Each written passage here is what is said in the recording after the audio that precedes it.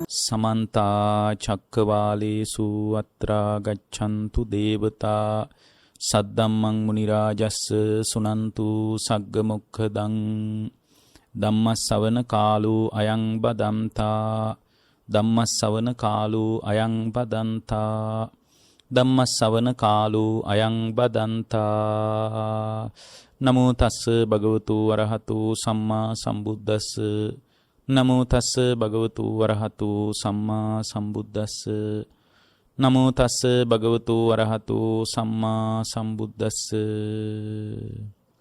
ඒ අපගේ ශාස්ත්‍රූ සම්මා සම්බුදුරජාණන් වහන්සේට අපගේ নমස්කාරය වේවා. අදත් බොහෝ පිරිසක් රූපවාහිනිය හරහා මේ දේශනාව ශ්‍රවණය කරනවා. මේ කාලේ වඩා උනන්දුවෙන් උද්‍යෝගයෙන් ධර්මයේ පිළිබඳව මිනිස්සු කටයුතු කරන්නේ. ඒකට හේතුව තමයි මිනිසුන්ගේ අභ්‍යන්තරයේ බොහොම කැළඹිලා. අභ්‍යන්තරය හරිම උද්වේගකාරී. වේගයෙන් රාග ద్వේෂ මෝහ ගිහි පැවිදි අපි හැමෝගෙම හිතවලට ගලනවා. ඒකට බාහිර පරිසරයත් හරියට උදව් වෙලා තියෙනවා. පාරිසරික සාධක වැදගත්නේ ධර්මයේ දියුණු කරන්න. පාරිසරික සාධක හොඳට නැත්තම් ධර්මයක් පුහුණු කරගන්න බෑ. ගුණ ධර්ම වලට ඉඩකුත් නැහැ. ගුණ ධර්මයක් දියුණු කරගන්න ඉතින් සුදුසු වටපිටාවක් තියෙන්න බෑ. ඒකනේ බුදුරජාණන් වහන්සේ උනත් ධර්මයේ කියන්න කලින් එයාගේ පාරිසරික සාධක හොයලා බලලා තියෙනවා. ඒ මනුස්සයා කාලද ඉන්නේ. මනුස්සයට වෙන මොන හරි ප්‍රශ්න තියෙනවද? ඔහොම හොයලා බලලා තමයි ධර්මයේ කියලා තියෙන්නේ. ඒවා ඉතින් අපිට හැමදාම විසඳන්නත් බෑනේ. කැම ටිකක් දීලා ප්‍රශ්නේ විසඳන්න අමාරුයි. හේතුව මේ විඳවන විඳවිල්ලට හේතුව ඉපදීමමයි. ඒ නිසා කැම ටිකක් දීලා මේ ප්‍රශ්නේ විසඳන්න බෑ. ඒක ඵලයට එක්තරා විදියක උපකාරයක්.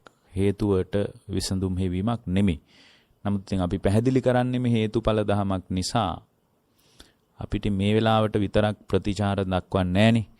ඒ නිසා මේ බඳු තත්වයක් උද්ගත වෙන්නේ ඇයි කියලා හොයාගෙන යනකොට බොහෝම දුර කාරණයක් විදිහට අපිට පේන්නේ මේ ඉපදීමමයි විඳවීමට හේතුව.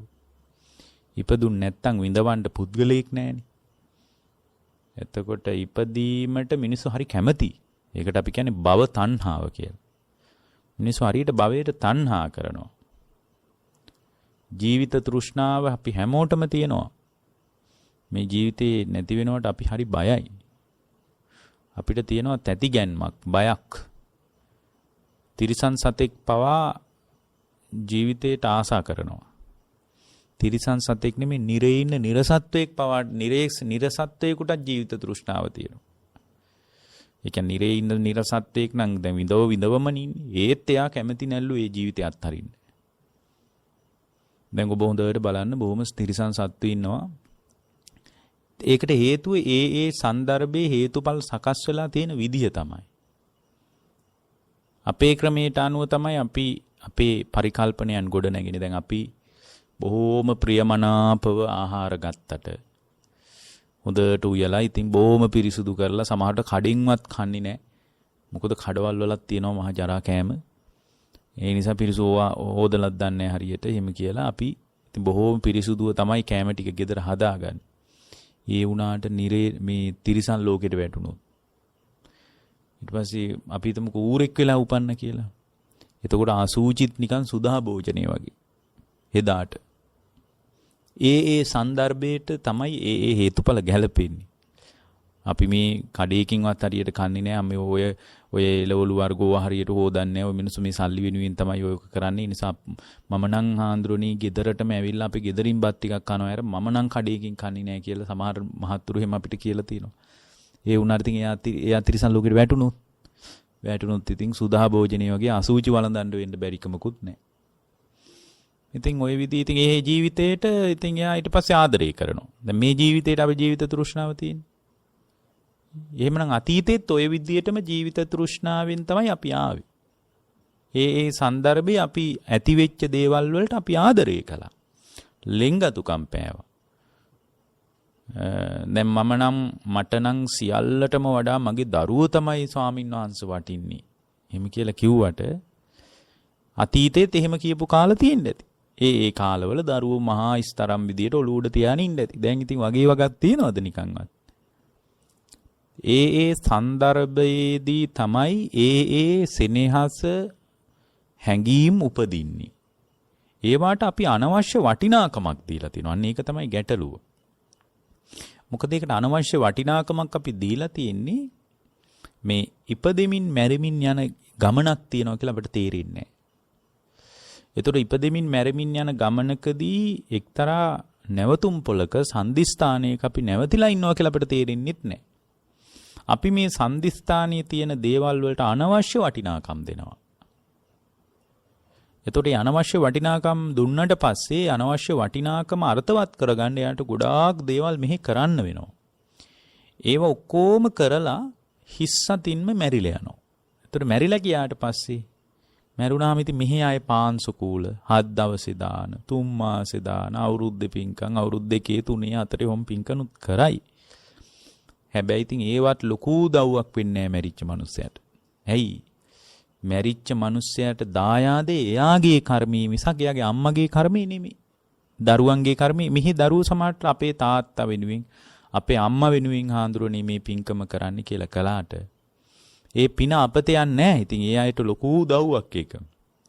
හැබැයි මැරුණු බොහෝ දෙනෙකුට ඒ පිනේ උපකාරයක් නැහැ. ඒ නිසා තමයි තම තමන්ගේ ජීවිතවල ධර්මයේ දියුණු කරන්න ඕන. වෙන විකල්පයක් නැහැ. අනිත් එක තමයි මෙහිම කතාවක් හරි අපි දන්නේ බුදුරජාණන් වහන්සේ නිසා. දැන් ඉපදෙමින් මැරෙමින් ආවාය ඒ කාලෙත් මට මං ආපු ජීවිතය තුළ මම තිරිසන් ලෝකෙට වැටිලා ඉන්න ඇති, പ്രേත ලෝකෙ ඉන්න ඇති, සතර අපායේ ඉන්න ඇති, දෙවිවරු අතර ඉන්න ඇති, සක්විති රජ වෙලා ඉන්න ඇති, රටේ පාලකයා වෙලා ඉන්න ඇති, මැති ඇමතිවරු වෙලා ඉන්න ඇති, දාසයෝ වෙලා ඉන්න ඇති, බොහොම ධනවත් බලවත් මිනිස්සු වෙලා ඉන්න ඇති, ලස්සන මිනිස්සු වෙලා ඉන්න ඇති, අවලස්සනම මිනිස්සු වෙලා ඉන්න ඇති. ඉතින් ওই විදිහට බැලුවට පස්සේ දැන් කෙලවරක් නැහැනේ. පුබ්බහා කෝටින පඤ්ඤායතිනි මුලක් හොයන්නත් බැරි තරම් ඉපදිලා කියලානේ ධර්මයේ කියන්නේ. එතකොට එහෙම දීර්ඝ ඉපදෙමින් මැරෙමින් ආපු ගමනක් තියනවා කියලාවත් අපි දන්නේ නැහැ. බුදු කෙනෙක් පහළ නොවුණා නම්. දැන් මේ බුදුරජාණන් වහන්සේගේ ධර්මයේ තුලින් තමයි අපිට උපේක්ෂාවකට එන්න පුළුවන් ඇත්ත තමයි. ඉතින් මේ එහෙනම් මේ ඉපදෙමින් මැරෙමින් ආපු ගමනේදී මේ විදිහටම සම්බන්ධතා අතීතයේ තියෙන්න ඇති. ඒ වගේම තමයි ඒවා මට මගහැරෙන්නත් ඇති, අඬා ඒවා අත්හරින්න ඇති. ඒකනේ බුදුරජාණන් වහන්සේ මතක් කළේ Tamanගේ දරුවා මල දුකින් අඬාපු කඳුළු සතර මහා සාගරයට වැඩි කියලා. ඒතකොට ඒක නිකාම්ම කතාවක් විදිහට අපිට අයින් කරන්න බෑනේ. එක තැනක තියෙනවා මේ රජ්ජුරුවන්ගේ රාජ උදහසට ලක් වෙලා දඬුවමක් විදියට බෙලි කැපුම් වාරයකදී ඒක අහඹු සිද්ධියක් නේ. හැම මිනිහෙක්ම බෙල කපලා නෙමෙයිනේ මරන්නේ. ඒ වගේම මිනිස්සු වෙලා උපදිනකොට හැම මිනිහෙක්ම හොරු වෙලත් නෙමෙයිනේ උපදින්නේ. රාජ උදහසට ලක් වෙලා බෙලි කැපුම් වාරයකදී මහණෙනි ගලාගෙන ගිය රුධිරයත් සතර මහා සාගරයට වැඩි කියලා කිව්වේ. එච්චර කාලයක් ඉපදෙමින් මැරෙමින් ආපු දීර්ඝ ගමනක් තියෙන. මේ මැරුණු මිනිසුන්ගේ ඇටකටු ටික මිනිහෙක් වෙලා මැරිච්ච ඇටකටු ටික එකතු කළොත් වේපුල්ල පර්වතයටත් වඩා ලොකුයි කියලා කිව්වේ. ඉතින් අපිව රවට්ටන්න එහෙමත් නෙමෙයි. ඒ ඉතින් ඒ වගේ කතාවක් කියලා රවට්ටලා මොනව බලාපොරොත්තු වෙන්නද?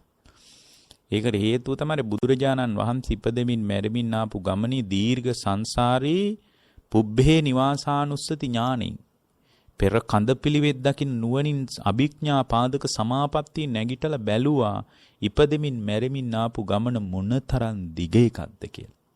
එතකොට උන්වහන්සේ දැනගත්තා මේක කෙලවරක් නැති බව.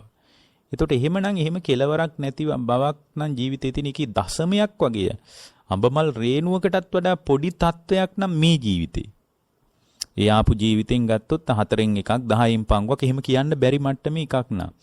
මෙහි ඉඳා දැන් සමහර කාල අපිට තිබිලා තියෙන අවුරුදු 80000ක් ලක්ෂයක් විතර ආයුෂ තියෙන කාල. ඉතින් ඒ කාලේ ඇති වෙච්ච සියලු බැඳීම් එතකොට අවුරුදු 60000ක් 70000ක් දරුවොත් එක්ක ඉන්න ඇති. දරුවොත් එක්ක එහෙම දීර්ඝ ආයුෂ තිබ්බ කාල තියෙනවා. දැන් මේ කාලේ වුණත් අපිට තේරෙනවා ඒක බොරුවක් නෙමෙයි. හේතුව දැන් මේ කාලේ අපිට තේරෙනවා ආයුෂ අඩු වෙවි යනවා. ඔබලාගේ પરම්පරා දෙකකට පිටිපස්සට ගිහින් බැලුවොත් ඒ අයගේ ආයුෂ අවුරුදු සමහර අය අවුරුදු 100 110 115 හිටියා. මේ දැන් પરම්පරාවකට ඉස්සල්ලා. නමුත් දැන් ඊම ආයුෂ නැහැ. එහෙනම් අපිට තේරෙනවා මේක අඩු වෙවි යනවා කියලා. එහෙනම් වැඩි වෙච්ච කාලයක් තියෙන්න ඇති. දැන් මේ අඩු වෙවි යනවා කියන එක ඉන්ද්‍රිය ප්‍රත්‍යක්ෂයි. පේනවා. අපේ සීයලාච්චිලා කිසියෙන් බහින රෝගයක් නැතුව බෙහෙත් පෙත්තක්වත් බොන්නේ නැතුව ඒගොල්ලෝ බය නැතුව අවුරුදු 100ක් 110 හිටියා. එතකොට දැන් මෙච්චර බෙහෙත් තේමත් හොයාගෙන දැන් මේ කාලේ හිමවත් බෑනේ ඉන්න. අවුරුදු 100ක්වත් මෙහි ඉන්නත් බෑනේ. මේ බෙහෙත් තේත් හොයාගෙනවත්. මේ බෙහෙත් තේත් වලින් එහෙනම් එක් කරන්න බෑ. දියුණු තාක්ෂණයට අවශ්‍ය පරිසම් කරන්න බෑ. මොකද මෙහිම දියුණු තාක්ෂණයක් නැති කාලෙක මිනිස්සු අවුරුදු 100ක් හිටියනේ. එතකොට අපිට තේරෙනවා මේකට වෙන මොකක් හරි බලපාන තාක්ෂණයට බෑ මේක පරිසම් කරන්න. ඉතින් බෙහෙත් තේත් හොයාගෙන තියෙනවා නම් ඉතින් අඩුම ඉන්න පුළුවන් ඊට අවුරුදු 100ක්වත් එම් බෑනේ. එහෙම බෙහෙත් තේත් හොයාගත්ත අයත් ඊට කලින් මැරිලා යනවනේ. ඒත් අපිට තේරෙනවා දිග ආයුෂ තිබ්බ කාලේ. ඒ කාලේ සමහර අවුරුදු 80000ක් විතර තිබ්බ කාල තිබිලා තියෙනවා. ඒ කාලේ මිනිසුන්ට ලෙඩ තිබිලත් නැහැ. ඒ කාලේ මිනිසුන්ට තිබ්බ ලෙඩ කියනවා නිදිමත ලෙඩක් විදියට සලකලා තියෙන. එච්චරට ලෙඩ නැහැ. බඩගින්න ලෙඩක් විදියට සලකලා තියෙන ඒ කාලේ. ඒ කියන්නේ වෙන ලෙඩ කියලා කියන්න දෙයක් තිබිලා නැහැ. බඩගින්න ලෙඩක් නෙමෙයිනේ. ඒක මානවීය අවශ්‍යතාවයක් නේ. නමුත් මිනිස්සු ඒවට ලෙඩ කියලා තියෙනවා. ඒකට බුද්ධ දේශනාවෙත් තියෙනවා jigaccha paramarෝගා කියලා. ලොකුම රෝගේ බඩගින්න කියලා. ඒ වගේ ඒ කාලේ මේ ලොකුම ලෙඩේ විදිහට බඩගින්න සලකලා තියෙනවා. ඒ වෙන ලෙඩ නෑ තිබිලා. ඒතර එහෙම කාලවල ඉතින් දරු මල්ලෝ එක්ක තුරුල් වෙලා බිරින්දෑවරු ස්වාමිවරු පෙම්මතුන් පෙම්මතියන් අම්මලා තාත්තලා හරි ලස්සනට තුරුල් වෙලා අවුරුදු 60 70ක් ඉන්න ඇති. ඒකත් අනිත්‍ය වෙලා ගියා නම් මේ දැන් මෙහි ඉන්න වෙන්නේ අවුරුදු 80කටත් වඩා අඩු කාලයක්. මේකට අනවශ්‍ය වටිනාකමක් දෙන්න එපා. අද මිනිස්සු මේකට අනවශ්‍ය වටිනාකමක් දීලා තියෙනවා. එතකොට අවුරුදු 80000ක විතර කාලෙකදී අඩුම අවුරුදු 70000ක්වත් මානව සම්බන්ධතා තියාගෙන ඉන්න ඇති. ඒකත් අනිත්‍ය වෙලා ගියා. ඉතින් එහෙම එච්චර දීර්ඝායුෂයක් අනිත්‍ය වෙලා ගියා නම් ඒ විදිහ එතකොට මේ සම්බන්ධතාවයේ මෙහි අවුරුදු 15ක් 20ක් වගේ නෙමෙයිනේ. දැන් විවාහ වෙලා උපරිම අපට ඉන්න පුළුවන් වෙයි අවුරුදු 40ක් විතර එකට අත්වැල්ල අල්ලගෙන. ඊට වඩා ඉන්න බෑ කොහොමත්. ඉතින් බොහොම ආදරෙන් නම් අවුරුදු 5ක් විතර ඉන්න පුළුවන්. දැන් කොල්ලෝ කෙල්ලන්ට නම් ඒත් බෑ. දැන් මාස 6ක් විතර ඉන්න පුළුවන්. විවාහ වෙනකන් ඒක තියෙනවා. බොහොම සෙනෙහසක් ආදරයක් තියෙනවා. ඉතින් අත්වැල්ල අල්ලගෙන යන්න ඕන වගේ අදහසක් තියෙනවා. විවාහල මාස 3ක් විතර ඒක තියෙනවා. මොකද ඒගොල්ලෝ දන්නේ නැහැ ජීවිතේ වින්දනයේ පවත්ව ගන්න විදිහ. ඒ නිසා ඒගොල්ලෝ දන්නේ අරුබුදය හදා ගන්න විදිහ විතරයි. ඒගොල්ලෝ ජීවිතේ ධර්මීකුත් නැහෙනි. ඒ නිසා. ඉතින් ඒක ඔක්කොම අතිරේක කතා. දැන් අද අපි මේ දේශනාවේදී ඔබට ඊටාම කරුණාවෙන් මතක් කරනවා මේ විදිහට ගෙවෙන ජීවිතය තුළ මේ විදිහට නම් අපේ ජීවිතය කියන්නේ මේකට කොහොමද ධර්මීකින් උදව්ව ගන්නෙ. දැන් මෙහෙම ජීවිතයක් දැන් එහෙමනම් ඔබට තේරෙනවා මේක හැමදාමත් වෙන්නේ හොද මඩේ දානවා වගේ එකක්. දැන් ආය මැරිලා මනුස්ස ලෝකෙට ආවත් විවිධ ඉතින් මේ මනුස්ස ජීවිතයක් ලැබෙයි. අම්මා තාත්තා කෙනෙක් හම්බ වෙයි. ඊට පස්සේ විවාහ වෙයි. දරු මල්ලෝ හදයි. මැරිලෙයි. ඕක තමයි සාමාන්‍ය රාමුව. ඔයිට වඩා රාමුවක් ලෝකේ කොහෙවත් නැහැ. ඕක තමයි ලෝකේ රාමුව. එතකොට ඒ රාමුව ඉස්සරහටත් හම්බ වෙයි. මේ දැන් හම්බුණා වගේ. ඉස්සරත් හම්බ වුණා. කලිනුත් පරණ හම්බ වුණා එහෙම එකක්. ඒවා අපිට වගේ වගක්වත් නැහැ නේ අද. පරණ අම්මා තාත්තා කවුද කියලා නිකන්වත් අපිට මතක් වෙන්නේ නැහැ නේ. දැන් මේ දරුවෝ ඇහි තියාගෙන හදනවා කියලා ගමේ කියන්නේ. ගමේ කතාවට කියන්නේ ඇහි තියාගෙන වගේ තමයි ওই මගේ දරුවා හැදුවේ කියලා නේ කියන්නේ. ඇහි තියාගෙන වගේ හදපු දරුවා කලින් ඉපදෙමින් මැරෙමින් ආපු ගමනේ කොච්චර තින්න ඇද්ද? කෝ දැන් ඒ අය? කොහෙද ඉන්නේ? නිකන්වත් හිතෙනවද කෝ මං කලින් ගිය ජීවිතේ ඇහි තියාගෙන හදපු මගේ දරුවා දැන් කොහෙද දන්නේ? මම දරුවා හොයාගෙන යන්න ඕන. අනේ මගේ දරුවා කොහෙද දන්නේ හිටියේ කියලා නිකන්වත් රැයකට හිතිලා තියනවද? නෑනේ. ඇයි? මේ භවය නිමා වෙනකොට සියල්ල නිමා වෙනවා. එතකොට දැන් මේ ජීවිතේත් භවය නිමා වෙනකොට මෙහි හදාගත්තේ ඒවා ටිකක් ඉවරද නැද්ද? ඉවරයි. එහෙව් එකේ අනේ හාඳුරුනේ මම මේ දරුවෝ වෙනුවෙන් කැප වෙන්නේ. මන්ට මේවා වෙනුවෙන් තමයි කැප වෙන්න වෙලා තියෙන්නේ. මම මේ ටික නම් අතාරින්නේ යුතුයකම් කරන්න එපාය කියලා මේ දරුවෝ වෙනුවෙන්ම නැහෙන්න එපා. යුතුයකම් වගකීම් ටික කරලා පැත්තකට වෙන්න. ඇයි මේ කාලේ තමයි ධර්මය හම්බ වුනේ. දරුවෝ 아무තු දෙයක් නෙවෙයි. දරුවෝ ඉපදිච්ච ගමන් මිනිසුන්ට දරුවෝ ලැබෙනවා විවාහ වුණාම. ඒක මහා මුතු කලාවක් නෙමෙයි දරුවෝ හම්බෙන එක. ලෝකේ ලස්සනම කලාවක් ලැබුණා මොකද්ද? මේ දුක ඉවර කරගන්න විදිහ ගැන පණිවිඩයක් එහෙන් මෙහෙන් කණෙන් කොණින් ඇහෙනවා. ඒක කවදාවත් ඇහුන්නේ නැහනේ. ඇහුන්නේ නැති නිසා ඉතින් මේ සංසාරේ යන්නේ ඉපදෙමින් මැරෙමින්. ඒතකොට මේ කණෙන් කොණින් ඇහෙන ධර්මය හැමදාම ඇහෙන්නේ නැති නිසා මෙබඳු ධර්මයක් පිළිබඳ වඩා උද්‍යෝගකාරී වෙටි. අත්වැල් අල්ලගෙන දරුවෝයි දෙමව්පිය ඔක්කොම මේ දැන් ඉගෙනගෙන උගත්කම් හදාගෙන වටිනාකම් දීලා ඒක හැමදාම කරන්න පුළුවන්. අනිත් එක තමයි නෑ නිතින් ඒ වුණාට අපි ඉගෙනගෙන උගත්කම් හදාගෙන ඉන්න ඕන අපේ බලාපොරොත්තු වෙන ඉතින් බලාපොරොත්තු තියාගෙන අවුරුදු 70ක් විතර ඉන්න වෙන්නේ. අවුරුදු 50 පැනලා නම් ඒ 70වත් උපරිමණී අවමය මේ අද රාත්‍රිය වෙන්නත් බැරි නෑනේ. අවමය ඒකට ලොකු හේතු නෑනේ. අවමයට සාධක නෑනේ. ඒ කියන්නේ ලොකු බලාපොරොත්තු තියාගෙන පාරට බැස්සට ඒ අන්තිම දවසද දන්නේ නෑනේ. ඊයේ පෙරේදා වෙච්ච සිද්ධියක් මං කියන්නම්. ඔය මං ඉන්න පන්සල කිට්ටුවේ. එතන තරුණෙක් බොහොම දුර ඉඳලා එන්න ඇත්තේ. ඒ තරුණයා බොහොම සූදානම් වෙච්ච බවක් තිබුණා. එයාර ජැකට් එකක් එහෙම දාගෙන ඉතින් බොහොම දුර ඉඳලා එන්න ඇත්තේ බයික් එකක. අර අත්වලට එහෙම දාගන්නේව දාගෙන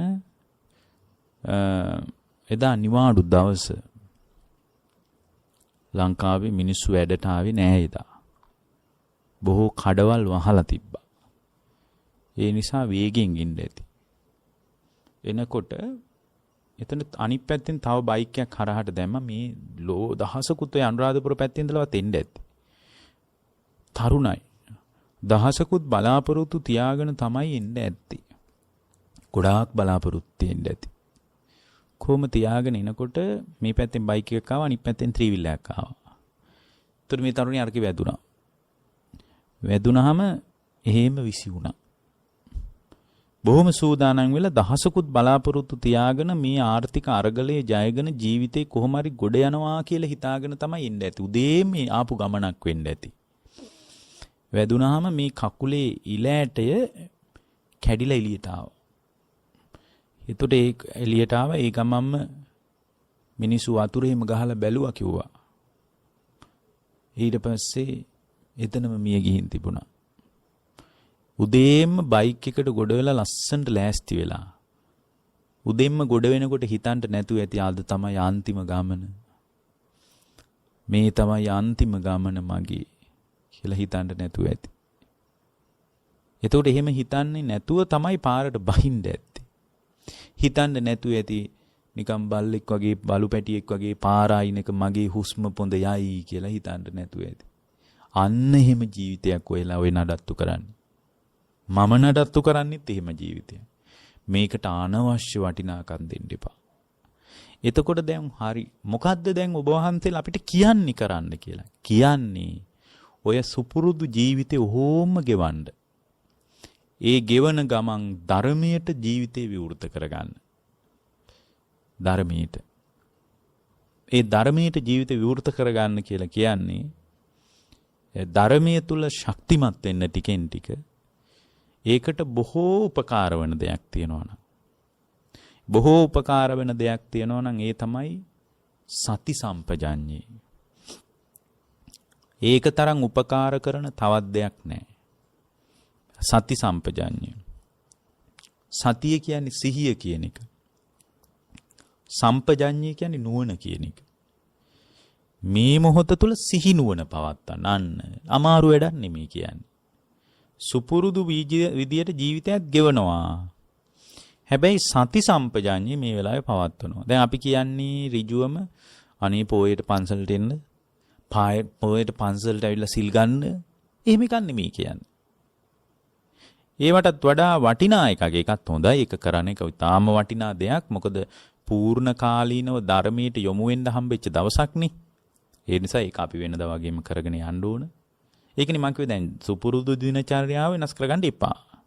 දරුවන්ගේ යුතුයකම් වගකීම් රැකී ආරක්ෂා බෙලහෙළ දාම් ආදී ගොවිතැන්පත් කරන ඒවා වෙනදා වගේම කරන්න ඕන. ඒවා කරලා ඉවර වෙලා ධර්මයට එන්නම් කියලා නම් හිතන්න එපා. ඇයි ඒවා ඉවර වෙන්නේ නැහැ කවදාවත්.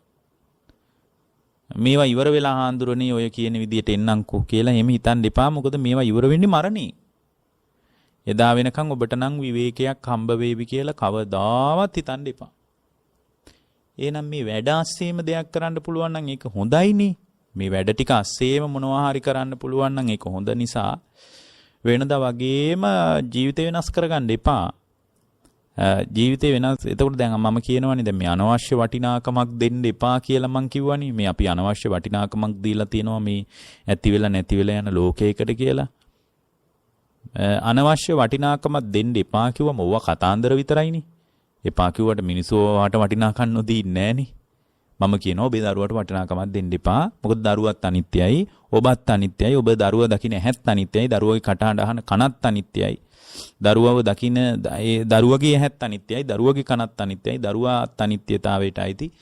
ඔබත් අනිත්‍යතාවයට අයිති. අජ්ජත් බහිද්ද දෙපැත්තම අනිත්‍යතාවයට අයිති. දරුවට වටිනාකමක් දෙන්න එපා කියලා මං කිව්වට ඕක කතාන්දරනේ. බණ අහලා ගියාට පස්සේ ඕවට වටිනාකම් නොදීන්න අපිට බෑනේ පින්වත්නි. ඒවට වටිනාකම නිකම්ම එනවා.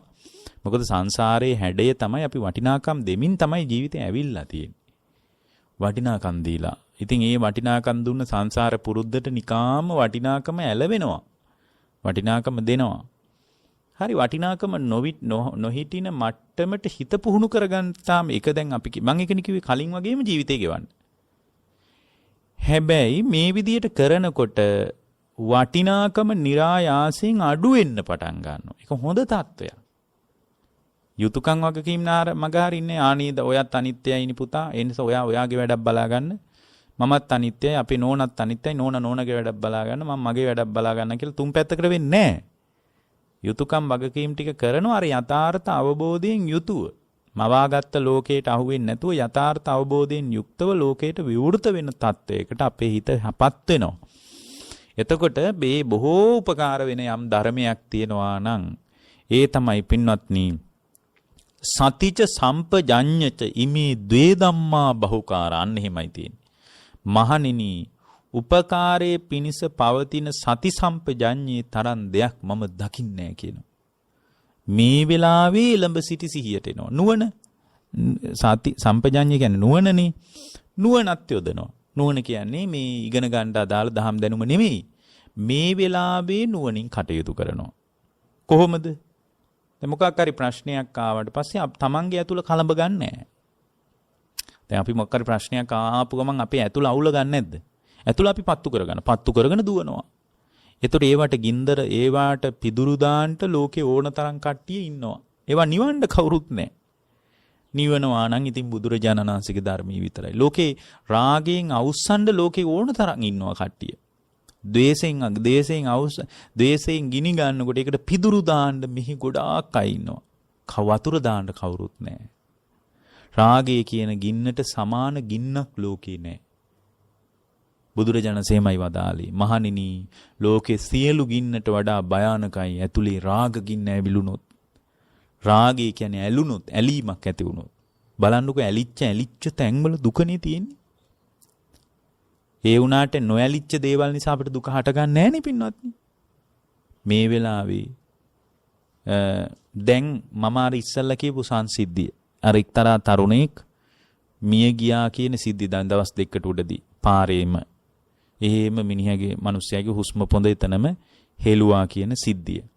ඕක අහද්දී අපිට යම් සංවේගයක් උපදිනවා. ඒ සංවේගය එතනම නිරුද්ධ වෙලා යනවා. ඒක පවතින්නේ නැහැ. ඇයි? අපි ආ දන්නෙත් නැහැ. දැකලත් නැහැ. කතා කරලත් නැහැ. මං කියනකොට ඒ කියන අහගත්ත දේ නිසා යම් සංවේගයක් හිතේ උපදිනවා. හැබැයි ඒ සංවේගයත් එතනම නිරුද්ධ වෙලා යනවා. ඒ වුණාට එයාගේ අම්මට එයාට බිරිඳක් ඉන්නවනම් බිරිඳට තවමත් හැපි වැළපෙනවා ඇති. එතකොට එයාට වැළපීමක් ඒ තරුණයා නිසා ඇති වෙන්නත් ඒ සංසිද්ධිය නිසා අපට එහෙම වැළපීම් සෝසුසුම් හෙලීමක් ඇති නොවෙන්නත් හේතුව මොකද්ද? ඒගොල්ලෝ යත් එක්ක ඇලිලා. අපිට යත් එක්ක ඇලීමක් නැහැ. එහෙනම් ලෝකයේ දුක කියන එක උපදින්නේ හිතේ. දුක හිතේ උපදින්නේ ඇලිච්ච නිසායි. ඇලිච්ච නැති දේවල් වලට දුක උපදින්නේ නැහැ. මම සමහර පෙම්වතුන් දැකලා තියෙනවා. ඒගොල්ලෝ තමන් ආදරය කරන කෙනා නොලැබීම නිසා කෑ ගගහ අඬන අවස්ථා. බරපතල විදියට වැළපෙන අවස්ථා. ඇයි? ඇලීම නිසා. නමුත් එළියේ ඉඳලා බලාගෙන ඉද්දී අපිට පේන්නේ, අපිට හිතෙන්නේ අනේ මේක මිනිස්සෙක් වෙනුවෙන් මොකටද මෙච්චර මේ අඬන්නේ? මෙහි මේ රටේ ඉන්නේ එක මිනිස්සෙක්ද ලෝකේ ඉන්නේ? බලන් දෙපාය මේ එකම තරුණයෙක් වෙනුවෙන් මේ තරුණියගේ වැළපිල්ල කියලා අපි එළියේ ඉඳලා බැලලා කිව්වට පින්වත්නි, මේ ඇලීම නිසා යම් කිසි හිතේ රාග ගින්නක් ඇති වුණොත් ඒකට සමාන ගින්නක් ලෝකේ නැහැ. ඒ නිසා ඇලෙනකොට ඇලෙනවා කියන්නේ දුකට එකතු වෙනවා කියන එක මතක තියාගන්න. එතකොට ඇලීම සම්බන්ධ යථාර්ථ අවබෝධය හදා ගන්න පුළුවන්. එතකොට හිත නොඇලෙන මට්ටමක් එනවා. ඇලිලා වැඩක් නැහැ කියන තැනකට එන එක නිකම්ම උපදින්නේ. ඒවට කලබල වෙන්න ඕනත් නැහැ. සිහිනුවන යොදවන්න හැමතැනම. සති සම්පජඤ්ඤේ. සිහිනුවන. ඒ නුවණ යොදනවා කියලා කියන්නේ ඇතර මෙතන නුවණ යොදනවා කියලා කියන්නේ පටිච්ච සමුප්පන්නව විමසනවා කියන එකයි. සතිය කියන්නේ සිහිය කියන එක. මේ වෙලාවේ සිහියෙන් ඉන්නවා. සම්පජඤ්ඤය කියන්නේ නුවණ යොදනවා මේ වෙලාවේ. ඇයි නැත්තම් ඔකේක මිත්‍යා දෘෂ්ටීන්ට අහු වෙන්න පුළුවන්. නොයේකුත් දෘෂ්ටි වලට අහු වෙන්න පුළුවන්. දැන් නුවණ යොදන්නේ හේතුඵල වශයෙන් විමසනවා. අපේ න්‍යායනේ හේතුඵල ධම්ම පටිච්ච සමුප්පාදේ කියලා අපි කියන්නේ. ඒතර පටිච්ච සමුප්පාද වශයෙන් අපි විමසන්න පටන් ගත්තට පස්සේ අනේ දැන් බලන්න කාරණා දෙකක් තියෙනවා. පටිච්ච සමුප්පන්නව විමසීමක් Taman තුල තියෙනවා. මේ වෙලාවේ සිහියෙන් ඉන්නවා. ඔය දෙක තිබ්බොත් සුපුරුදු විදියට අර රාගේ හිතට ගලන්නේ. ඒ කියන්නේ හිතේ රාගේ නැද්ද? නෑ, රාගේ තියෙනවා. දැන් රාගේ ගලන වේගය අඩුයි. රාගේ ඇති නොවෙනවම නෙමෙයි. ද්වේෂය ඇති නොවෙනවම නෙමෙයි. මෝහය ඇති නොවෙනවම නෙමෙයි. ඒවා ඇති වෙනවා. ඒවා ඇති නොවන තත්වයටනේ අරහත්ත්වය කියන්නේ. ඉතින් රහත් වෙලා නැහැනේ. සති සම්පජඤ්ඤය තිබ්බ කියන්නේ රහත් වීම නෙමෙයිනේ. නමුත් දැන් රහත් වීමට අත්පොත් තියලා මුල් පුරලා අවබෝධයට කකුල තියලා එතකොට මිනිස්සු හිතන්නේ අවබෝධයට කකුල තියන්නේ මේ පන්සිල් ගන්න එක. තෙරුවන් සරණ යන එක. ඒක තමයි අවබෝධයට පාර නෑ පින්වත්නි. ඒවා අවබෝධයට අදාළ මූලික ලක්ෂණයන් තමයි. නමුත් ඒ කියන්නේ මේ සති සම්පජඤ්ඤය තිබ්බා මෙයාට තිසරණේ නිකම්ම පිහිටන්නේ. ඇයි? අනේ ඉතින් මේ රාග දේශ මොහ නැසන එකක් බුදුරජාණන් වහන්සේ කිව්වා විනා අනේ කාටද මේක තේරෙන්නේ කියලා උන්වහන්සේට සාරී සරණක් ඇති වෙනවා. බුදුරජාණන් වහන්සේමයි සරණ යන්න ඕනේ. මේ ඇලෙන තැන්වල දුක හට ගන්නවාය මේ ලෝකේ හේතුඵල ධම්මක් වශයෙන් විමසණ්ඩය මේ පවතින தත්ත්වය මහණෙනි නිකාම් උද්ගත වුණා නොවේය. මේවා පුරාණ හේතුන් නිසා හටගත් දේවල්ය. හේතු නිරුද්ධ වීමෙන් නිරුද්ධ වී යන දේවල්ය කියලා බුදුරජාණන් වහන්සේ නිවදාලේ. ලෝකේ කිව්වේ මහා බ්‍රහ්මයා මැව්වා. සරුව බලධාරී දෙවියෝ තමයි උඹ මවලා තියෙන්නේ. දෙවියන් වහන්සේට වඩා මොකක්වත් කරන්න බෑ කාටවත්. ඒ නිසා උඹ උඩ බලාන දෙවියන්ට කියාපන් කියලා කියන ලෝකෙක මහණෙනි හේතු සහිතව ලෝකේ ගැට ගැහෙනවා. හේතු නිරුද්ධ වීමෙන් ලෝකේ නිරුද්ධ වී යනවා. මේකට කාටවත් බලපෑම් කරන්න බෑ. කර්ම සකස් වෙන තාක්කල් ඒ විඥානීය ටිතියක් ලබනවා, පිහිටනවා. යම් දවසක කර්මී ක්ෂය කරලා දැම්මොත් ඒ විඥානීය ටිතියක් ලබන්නේ නැතුව නිරුද්ධ වී යනවා. විඥානීය නිරුද්ධ වීම නිසාම නාම රූප නිරුද්ධ වෙනවා. නාම රූප නිරුද්ධ වීම නිසාම නැවත නැවත ඇස හැදෙන්නේ නැහැ. සලායතන ආයතන සකස් වෙන්නේ නැහැ. ආයතන සකස් නොවීම නිසාම සලායතන පච්චය පස්සෝ ආයතන වල ස්පර්ශ වෙන්නේ නැහැ මහණෙනි. ස්පර්ශ නොවීම නිසාම ස්පර්ශේ නිසා යම් වින්දනයක් හට ගන්නවා නම් සුඛ වේදනා දුක් ඒවා හටගන්නේ නැහැ මහණෙනි. වින්දනයක් හටගන්නේ නැත්නම් වේදනා පච්චය තන වින්දනය ඇති කරපු දෙයට තමයි තණ්හාව ඇති වෙන්නේ. වින්දනයක් නැත්නම් මහණෙනි තණ්හාවක් ඇති වෙන්නේ නැහැ ලෝකේ. තණ්හා පච්චය උපාදානං තණ්හාව නැත්තම් මහණෙනි ඒ තණ්හාව පදනම් කරගෙන ලෝකේ උපාදානයක් හිත බැඳෙනවා නම් බැඳින්නේ මොකද බැඳින්න දෙයක් නැහෙනි. බැඳින්නේ පින්වත් මහණෙනි. උපාදානයක් නැත්තම් උපාදානයක් නැති තැනක විපාක පිණිස කර්ම හැදෙන්නේ නැහැ මහණෙනි. උපාදාන පත්‍ය භව. භවයක් නැත්තම් මහණෙනි විපාක පිණිස කර්ම හැදුන්නේ නැත්තම් මහණෙනි නැවත જાතියක් පැනවෙන්නේ නැහැ. භවපත්‍ය જાති. ආයි උපදින්නේ නැහැ. අණ්ඩජ චලාබුජ සංසේදජ උපපාති කියලා කොහෙවත් උපදින්නේ නැහැ. ඕපපාතිකවවත් උපදින්නේ නැහැ. දෙවියෝ අතරවත් උපදින්නේ නැහැ. උපදින්නේ නැත්තම් උපාදාන පත්‍ය භව භවපත්‍ය જાති જાතියට සාපේක්ෂවයි. ජාති පච්චයා ජරා මරණං ශෝක පරිදේව දුක්ඛ දෝමන සුපායාසා නිරුද්ධಂತಿ. ජාතිය පදනම් කරගෙන ජරාවක්, ශෝකයක්, මරණයක්, පරිදේවයක්, දුකක්, හැඬීමක්, වැළපීමක්, පපුවට අත් දෙකෙන් ගහ ගහ කෑ ගහන එකක් ලෝකේ කවරදාකවත් මහණෙනි උපදින්නේ නැහැ කියලා හේතු සහිතව මේක කාටවත් කරන්න පුළුවන් හපංකමක් නෙමෙයි තම තමා විසින් කරගන්න ඕන දෙයක් කියලා වගකීම මගේ අතේ බුදුරජාණන්සේ තිබ්බා. එතකොට වගකීම මගේ අතේ තියපු බුදුරජාණන් වහන්සේ මෙබඳු කතාවක් දේශනා කළා නේද කියලා සති සම්පජඤ්ඤය තියෙනකොට පහදිනවා ධර්මයට. ඒක කාටවත් වෙනස් කරන්න බෑ. අපේ ධර්මයට සරණ යෑම වෙනස් වෙන්නේ නැද්ද? වෙනස් කරන්න පුළුවන්. අපි ධර්මයේ සරණ ගියක වෙනස් කරන්න පුළුවන් ඕන වෙලාවක. ඒක හේතු අපි මේ කිසිම වගක්තුවක් ඇතුව සරණ ගිය එකක් නෙමෙයි තියෙන්නේ. මේ බොහෝ දරුවෝ පවා ඉන්නේ අපේ අම්මත් බෞද්ධ අපිත් බෞද්ධ වෙන්න එපායි කියලා මේ එහෙම දැන් බණ ටිකක් අහන්න උනත් එහෙම අදහසින් ඉන්නේ අපේ දෙමව්පියොත් යනවාය අපිත් යන්න ඕන. එක්කෝ අපි පන්සලට කියලා අපේ අම්මත් පන්සල් යනවා. ඉතින් අපිත් පන්සල් යන්න එපායි කියලා ඒගොල්ලෝ පන්සල් යනවා. ඒගොල්ලෝ මේ වගතුගක් ඇතුව යන එකක් නෙමෙයි තියෙන්නේ. දැන් මෙතන එහෙම නෑ. අද සති සම්පජඤ්ඤය තිබ්බට පස්සේ තමයි සද්ධාව ස්ථාවර වෙන්නේ. ඒක හරි ස්ථාවරයි ඒ සද්ධාව. එතකොට සම්පජඤ්ඤයේ තියෙනකොට හරි ලස්සන දෙයක් වෙනවා. නුවණින් විමසනකොට තේරෙනවා මෙබඳු ධර්මයක් ලෝකේ කාටවත් නැහැ. බුදුරජාණන් වහන්සේ සර්වඥමයි. ඇයි නැත්තම් මෙහෙම මනසේ ගැඹුරු විශ්ලේෂණීය පණිවිඩයක් කාටද කියන්න පුළුවන්? මෙහෙම එකක් කාටද මෙහෙම මානසිකව ඊටාම සියුම්ම ලෝකේ සකස් වෙන විදිය සංසාරේ පැනවෙන විදි කාටද කියන්න පුළුවන්? අද වගේ කාලෙක නම් ඒත් කමක් නැහැ. අදට 2600කට එහා පැත්තේදී මෙබඳු සියුම්ම සාංශාරික ජාලයේ මානසිකව ගැට ගැහෙන ආකාරයත් මේක ලියා ගන්න ආකාරයත් මතු කලාට බුදුරජාණන් වහන්සේට සංග්‍රහ කරන්න ඕන වන්දනා කරන්න ඕන බෞද්ධකමට නෙමෙයි. ලෝකෙම මේක හොයාගන්න බැරුව දෙවියොන්ගේ ගිනුමට බැර කරලා තියෙද්දි මහා බ්‍රහ්මයාගේ ගිනුමට බැර කරලා තියෙද්දි යා තමයි ඔක්කොම කරලා තියෙන්නේ. ඊශ්වර තමයි ඔක්කොම කරන්නේ. අපි මොනවා කරන්නද? ඉතින් යාට පහම්පත්තු කරනවා විනා අපිට වෙන කරන්න දෙයක් නැහැ. දෙවියන්ට ඉටිපන්දම්පත්තු කරනවා විනා අපිට කරන්න දෙයක් නැහැ කියන ලෝකෙක. මහණෙනි, ඒ කාටවත් වඩා තමන්ගේ ඇතුළ නිවා ගැනීමෙන් සදාකාලිකවම දුක නිමා වෙනවා. මරණින් එහා පැත්තේ නොව හුස්ම පොඳ යන්න කලින් මේ ජීවිතයේදී තත්ත්වයට යන්න පුළුවන්. එහෙම කියපු බුදුරජාණන් වහන්සේව ධර්මයේ සරණ යන එක නිකන් වෙන්නේ. නිකන් ඇතුලින් ඉන්නේ එක. එතකොට මේ දුක ඉවර කර ගැනීම සම්බන්ධ පණිවිඩය මතු කරද්දී විශාල පිරිසක් ධර්මයට එකතු වුණා. තරුණ බාල මහලු වයස ભેදයක් නැතුව විශාල පිරිසක් එකතු වුණා.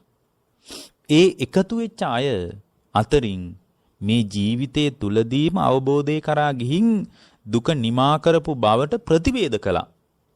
ඒ අය තමයි සංඝයා කියලා කියන්නේ. අනේ මේ ජීවිතයේ තුලදීම දුක නිමා කරපු නිකලස් මුනිවරු ලෝකේ ඉන්නව නේද කියලා සංඝයාට සරණ යනවා. එතනට එන්න මේ සති සම්පජඤ්ඤය තමයි උදව් කරන්නේ. එතකොට එහෙනම් සද්ධාව වැදගත්. සද්ධාව උපදින්න සති සම්පජඤ්ඤේ උදව්වක්ද නැද්ද? උදව්වක්. අපි ඒකට කලින් සද්ධාව හදා ගන්න හදනවා. ඇත්තටම සද්ධාව හදා ගන්න හදන එක හොඳයි. සිහිනුවන නැති කෙනෙකුට නිශ්චිත සද්ධාවකට එන්න බෑ. එතකොට මේ සද්ධාවට ආවට පස්සේ පින්වත්නි යා තුල භාවිතයක්. හරි. එහෙමනම් මම මොකද්ද කරන්න ඕන? එතනට ආයෙනවා. එතකොට බුදුරජාණන් වහන්සේ අපිට වඩන්න කිව්වා මොකද්ද? සමත විපස්සනා වඩන්න කිව්වා. හිත වඩන්න පුළුවන් කිව්වා. ලෝකේ කවුරුවත් අපිට කිව්වේ නෑ හිත වඩන්න පුළුවන් කියලා.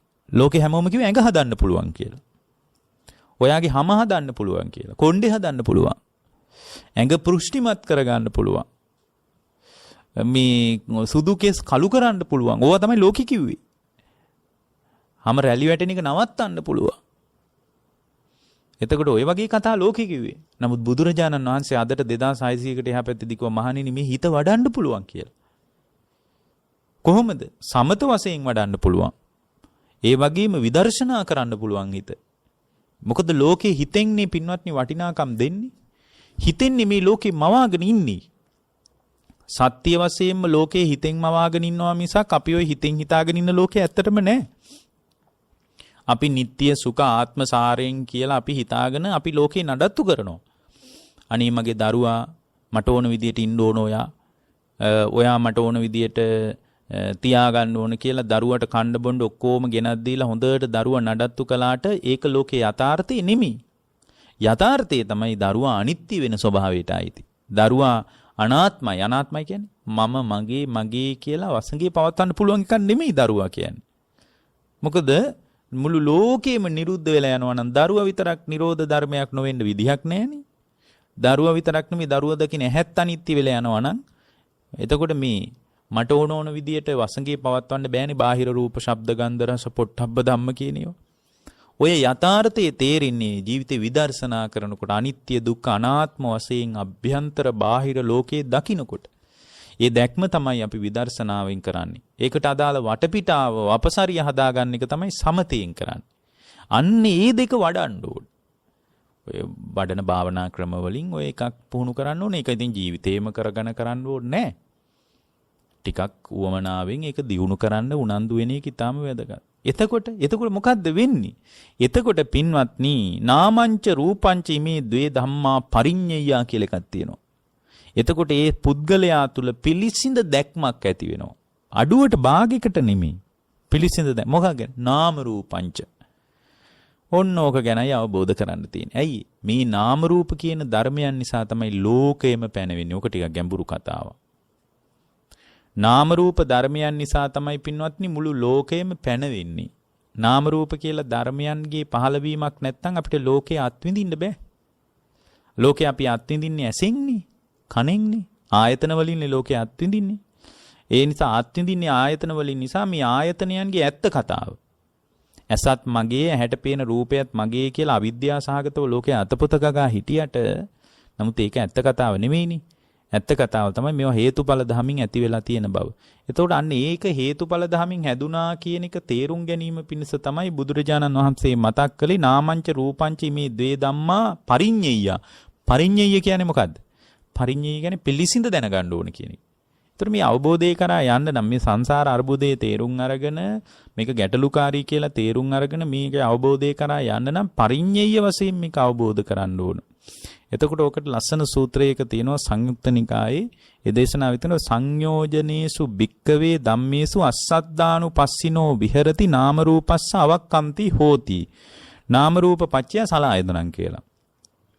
සංයෝජන වලට අරමුණු වන ධර්මයන් රස විඳ ගැනීම අනුව බලමින් වාසය කරනකොට තමයි හිත නාම රූපයන් බැස ගැනීම වෙන්නේ කියලා. අස්සද්දානුපස්සිනෝ විහෙරති. ඒ කියන්නේ ලෝකේ ආස්වාදයේ අනුව බලමින් වාසය කරනකොට ලෝකේ ආස්වාද ජනකයි. ලෝකේ ආස්වාදයක් නැතයි කියලා බුදුරජාණන් වහන්සේ අපට වදාළේ නැහැ. ඇහින් රූප දකින්නකොට හරි ආස්වාද ජනකයි. ඒ ආස්වාද ජනක බව නිසා තමයි මිනිස්සු අප්පුඩි ගහන්නේ, hina වෙන්නේ, කෑ ගහන්නේ, හරි වින්දනයක් ලබන්නේ. ඒතර ඒක ලෝකේ ආස්වාද ජනක බවක් තියෙනවා. ඒ ආස්වාදයේ අනුව ඒකටම බැහැලා වාසය කරනකොට නාම රූපස්ස අවක්කන්ති හෝති. එතකොට මේ පුද්ගලයා ඒ රසවිඳ ආස්වාදයේ අනුව බලමින් වාසය කරනකොට එයාගේ හිත නාම රූපයෙන් බැහැ ගන්නවා. මේ නාම රූප ධර්මයන්ගේ පහළවීමක් සිද්ධ වෙනවා කියලා එයාට තේරෙන්නේ නැහැ. එතන නාම රූපයන්ගේ උදම් මෙන්න මෙහෙම හිතන්න. දැන් ඔබ කෑමක් කනකොට ඔබට රස දැනෙනවනේ. එතකොට රස දැනෙන මට්ටම ක්‍රියාත්මක වෙන්න මෙන්න මේ නාම රූප කියන ධර්මයන්ගේ පහළවීමක් තියෙන්න ඕනේ. නැත්නම් රහ දැනෙන්නේ නැහැ. රස දැනෙන්නේ නැහැ. දිව තිබ්බට රහ දැනෙන්නේ නැහැ. අපි හිතාගෙන ඉන්නවා දිවට රහ දැනෙනවා කියලා. නමුත් දිවට රහ දැනෙන්නේ නැහැ.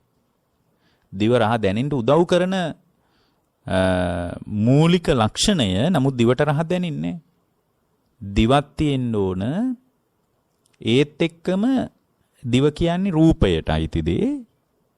කෑම කියන්නේ රූපයට අයිති දේ. රූපේ කියන්නේ සතර මහා ධාතුන්ගෙන් හැදිච්ච එකක්. පඨවි ආපෝ තේජෝ වායෝ කියන සතර මහා ධාතුන්ගෙන් හැදිච්ච එකක්. ඒක විතරක් තිබ්බට මදි. එහෙමනම් ගස් කල් වලට රහ දැනෙන්න ඕන. සතර මහා ධාතු විතරක් තිබ්බට මදි. මොකද ගස් කල් වල තියෙන සතර මහා ධාතු. ඒවට රහ දැනෙන්නේ නැහනේ. එතකොට දිව රස දැනීම පිණිස රූපය සකස් වෙලා තියෙන්න ඕනේ දිව. ඒත් එක්කම රහ දැනෙන්න නම් රහ දැනෙන මට්ටම ක්‍රියාත්මක වෙන්න නම් නාම ධර්ම පහළ වෙන්න ඕන. නාම ධර්ම පහක් තියෙනවා ඒවා පහළ වෙන්නේ නැතුව රහ දැනෙන්නේ නැහැ. වේදනා, සංඥා, චේතනා, ස්පර්ශ, මනසිකාර කියලා නාම ධර්ම පහක් පහළ වෙන්න ඕන. ඔය නාම ධර්ම පහ පහළ වුණොත් විතරයි රහ දැනෙන්නේ. නැත්නම් රහ දැනෙන්නේ නැහැ. ඔය නාම රූප ධර්මයන් පහළ වෙලා තියෙන වෙන පැත්තකින් නම් ඕවා එක එක පැති හයකින්ම පහළ වෙනවා. චක්කායතන, සෝතායතන, ගානායතන, જીවහායතන, කායායතන, මනායතන කියලා ආයතන හයකින්ම නාම රූප ධර්මයන් පහළ වෙනවා. ඒවා එක පැත්තකින් පහළ වෙලා තියෙද්දි අනිත් පැත්තෙන් පහළ වෙන්නේ නැහැ. අන්න ඒකයි. ඒවා එක පැත්තකින් පහළ වුණාම අනිත් පැත්තෙන් පහළ වෙන්නේ නැහැ. දැන් කායයක් තියෙනවා, පහසක් තියෙනවා. එතකොට මං කයින් නම් වින්දනය කර කර ඉන්නේ. කය සම්බන්ධව නාම රූප නම් පහළ වෙලා තියෙන. එතකොට දිව සම්බන්ධ නාම රූප පහළ වෙන්නේ නැහැ. ඔය නිකන් පිදුරු කනවා වගේ කන්න පුළුවන්. රහ දැනෙන්නේ නැහැ. එතකොට දැන් ඒකනේ දැන් සමහරවිට බරපතල දුක් වේදනාවකින් ඉන්නකොට හරි දුකෙන් ඉන්නවා. මොන්න තරම් රහ භෝජනයක් දුන්නත් එයාට ඒ රහ දැනෙන්නේ නැහැ. ඔයාට රහ දැනුණාද? නෑ ඔය කනවට කෑම. සමහරට එයා කැමතිම කෑම. ඇයි? එයා ඒ වෙලාවෙත් නාම රූප ධර්මයන් පහළලා තියෙන වෙන ආයතනයකින්. වෙන බරපතල කල්පනාවකින් එයා ඒක කරන්නේ. එතකොට ඒ පැත්තෙන් තමයි ඒ පැත්තෙන් මානසිකා ඇයි වේදනා, සංඥා, චේතනා, පස්ස මානසිකාර. මානසිකාරය තමයි පළවෙනියෙන් ඇති වෙන්නේ. ඒ මානසිකාරය නිසා ස්පර්ශ වෙනවා. වේදනා, සංඥා, චේතනා, පස්ස මානසිකාර. මානසිකාරය නිසා ස්පර්ශ වෙනවා. ස්පර්ශය නිසා සංඥා පහළ වෙනවා. වේදනා, සංඥා, චේතනා කියනවා හිතේ පහළ වෙනවා. ඒ කියන්නේ වේදනාව කියන්නේ රහ විඳින්න ඕන. සංඥාව කියලා කියන්නේ රස සංඥා පහළ වෙන්න ඕන. මොනවද රස සංඥා? ඇඹුල් රස, තිත්ත රස, කර රස, ලුණු රස සංඥාව පහළ වෙනවා. වේදනා, සංඥා, චේතනා. ඊට අනුව චේතනත් පහළ වෙන්න ඕන හිතේ. ඔය රස විඳින මට්ටමේ ඉන්න වේදනා, සංඥා, චේතනා, පස්ස. ඔය වේදනා, සංඥා, චේතනා ඔක්කොම ඇති වෙන ස්පර්ශය නිසා වේදනා, සංඥා, චේතනා, පස්ස. ස්පර්ශය කියන්නේ දිවයි රහයයි ජීවහා විඥානය තුන එකතු වෙන්න ඕන. දිවයි රහයි තිබ්බට වැඩක් නැහැ. ඒක විඥානේ පහළ වෙන්නේ මානසිකාරය නිසා. වේදනා, සංඥා, චේතනා, පස්ස මානසිකාර. ඒ පැත්තට මානසිකාරය තියෙන්න ඕන. මානසිකාරය තියෙන තාක්කල් විතරයි නාම රූප ධර්මයන් පහළ වෙන්නේ. එතකොට මේ නාම රූප ධර්මයන් පහළ වීම කියන ස්වභාවය මතයි අපිට ඔය හරි රහයි රහ දැනෙනවා කිය ඒ හැම වෙලාවකම මේක පහළ වෙලා නිරුද්ධ වෙනවා. අපි දන්නේ නැහැ මේකක් වෙනවා කියලා. මේ බුදුරජාණන් වහන්සේ මේ සිවුම්ම මේක කිව්වා විනා අපිට නම් තාවදාවත් මේවා එකක් තේරුම් ගන්න වෙන්නේ නැහැ. බටහිර ලෝකෙටත් බෑ මේක තේරුම් ගන්න. මේක ඉතින් ගැඹුරු කතාවක් නේ. මේක සාමාන්‍ය කෙනෙකුට ස්පර්ශ වෙන්නේත් නැහැ. එතකොට මෙතන මම රහ විඳිනවාය, පොළොස්වල රහ තියනවාය, ඔහොම කීකේ අපි කිව්වට සත්‍ය වශයෙන් මේක යථාර්ථය නෙමෙයි. යථාර්ථය මොකද්ද? දිව සම්බන්ධ නාම රූප ධර්ම ටිකක් පහළ වෙලා නිරුද්ධ වී යනවා. එච්චර. අන්න ඕක ගැඹුරින් තේරෙනකොට කවදාවත් පොළොස්වලට රහ පවරන්නේ නැහැ. බාහිර ලෝකේ රහ තියනවා කියන තැනකට යන්නේ මට දිවට රහ දැනෙනවා කියන තැනකට යන්නේ. එයා දකින්නේ දිව සම්බන්ධ නාම රූප ධර්මයන්ගේ පහළවීමක් තියෙනවා. ඒක හටගෙන නිරුද්ධ වෙනවා. ඇයි හටගෙන නිරුද්ධ වෙන්නේ? දිව සම්බන්ධ නාම රූප එක දිගට පවතින්නේ නැහැ. මොකද ඇසෙන් රූප පේන මට්ටමේදී ඇස සම්බන්ධ නාම රූප පහළ වෙනවා. කනින් ශබ්ද ඇහෙන මට්ටමේදී කන සම්බන්ධ නාම රූප පහළ වෙනවා. නාසයට දැනෙන මට්ටමේදී එතන මේ ගාන මේ නහය සම්බන්ධ එතන අපි කියන්නේ ගානායතනයේ සම්බන්ධ නාම රූප ධර්මයන් පහළ වෙනවා. ඔය ඒවා පහළ වෙලා නිරුද්ධ වෙලා යනවා. නිරුද්ධ වෙලා යනකොට තව තැනකින් පහළ වෙනවා. සත්‍ය වශයෙන්ම ගැඹුරින් බලනකොට සිද්ධ වෙන්නේ නාම රූප ධර්මයන්ගේ පහළ වීමක් විනා වෙන මොකක්වත් නැහැ. ඒකයි මෙතන කියන්නේ අස්සද්දානුපස්සිනෝ විහෙරති. ආස්වාදයේ අනුව බලමින් වහසේ කරනකොට ඒ කියන්නේ අර දිවටමයි රහ දැනෙන්නේ, පොළොස්වලමයි රහ තියෙන්නේ කියලා ඒකට ආස්වාදයෙන් බැඳුනා. මෙතන නාම රූප ධර්මයන්ගේ පහළවීමක් නෙමෙයි තියෙන්නේ කියලා දැනගත්තට පස්සේ නාම රූපයන්ට හිත බැහැ ගන්නවා. ඒකේ යථාර්ථය පේන්නේ ඒ නිසාම ආයතන හැදි වෙලා ආයතනවල ස්පර්ශ වෙලා ස්පර්ශය නිසා ඒවා වින්දනය කරලා වේදනා පත්‍ය තණ්හයි වින්දනය කරන රහට යා තණ්හා කරන්න පටන් ගන්නවා.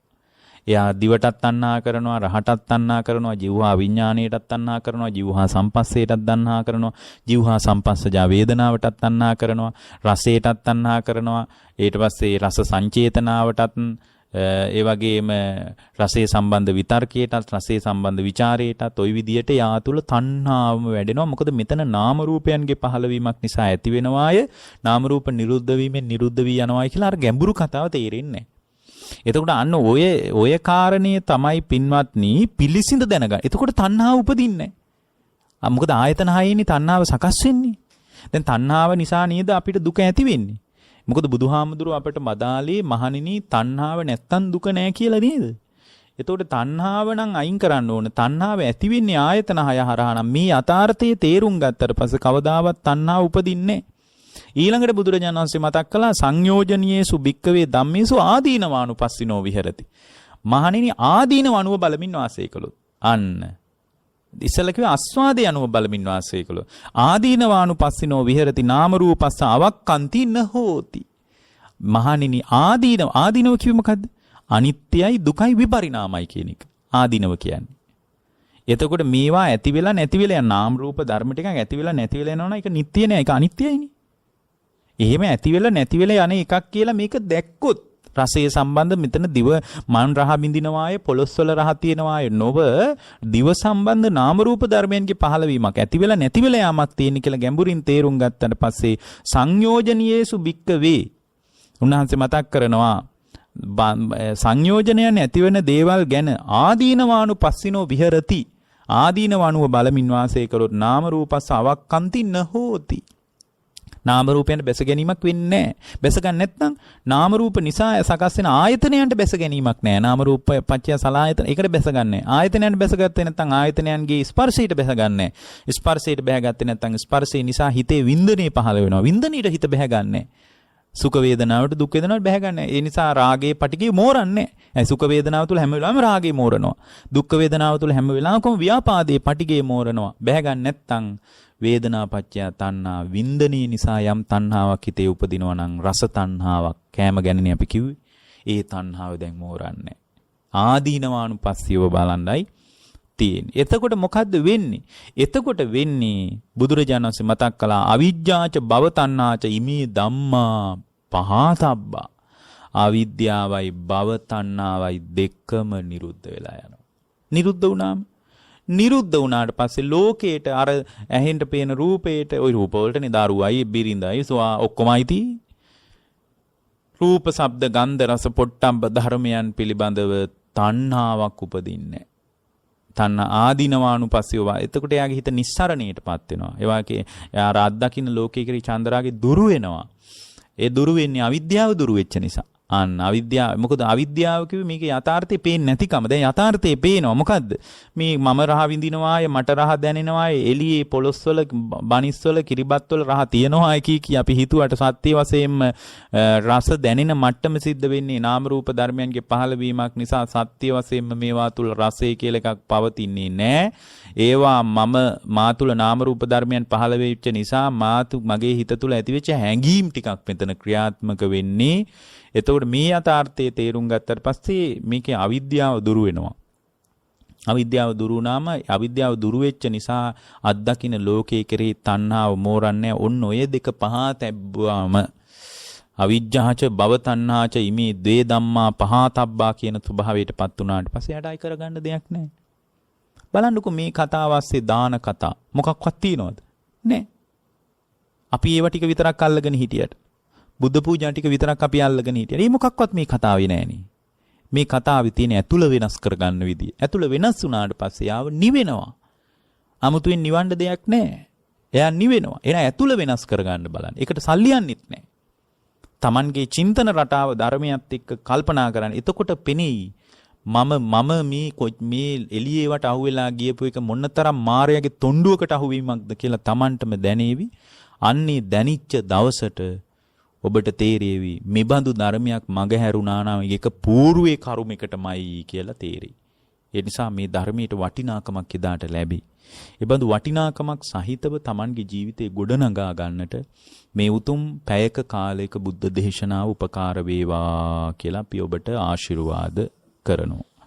පින්වත්නි අද දේශනාවේ දායකත්වයෙන් කටයුතු කළේ අංක 20